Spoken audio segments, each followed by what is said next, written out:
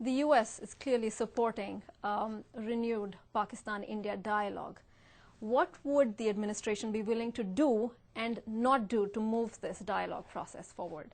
So we welcome that dialogue, but again, as we've always said, the pace and the scope and the structure of that dialogue and of their relations will really be up to those two countries to decide.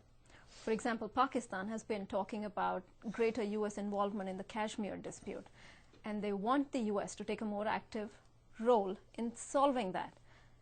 Again, that will really be up to the two countries to work on themselves. I think before Mumbai, there was a great deal of progress that was made, and so we welcome that progress, and certainly we hope the two countries can get back to that situation again. So if Pakistan asks you to be more active in the Kashmir issue, what would you say to them? I'll tell them what I just told you. Which would be?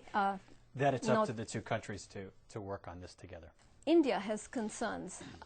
It sees Pakistan cracking down on the Taliban, but doesn't see the government effectively cracking down on terrorist groups that target India, for example, the Lashkar.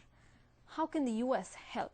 With respect to what's going on in Pakistan, the United States is very encouraged by the progress that Afghanistan has made in the Swat Valley to take on extremists and militants there.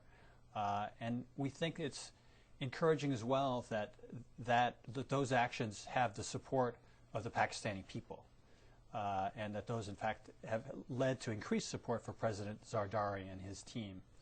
So we hope that increased popular support in Pakistan for the anti-terrorist actions that Pakistan is taking will help them to sustain progress to ensure that Pakistani territory is not used by extremists and militants as a base to attack neighboring countries. India, the Indian government, has voiced concerns about proposed US aid to Pakistan, and they want some kind of safeguards or assurances from the administration, the US administration, that the aid will not likely be used against India. Is there any way that you could give them this assurance?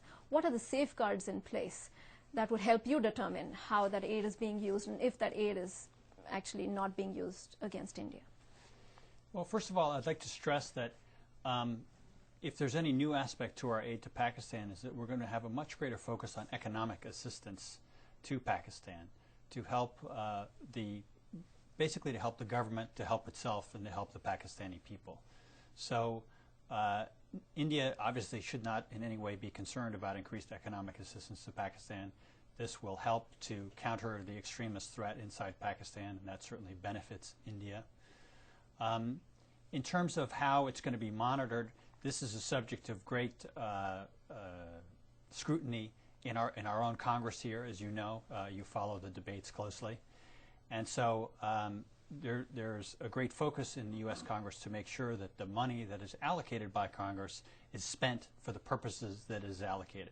So again, I don't think that India needs to have any concerns about that aid being diverted to some other program that might somehow damage the interests of India. There is some military aid as well, right? How would Correct. that likely be used?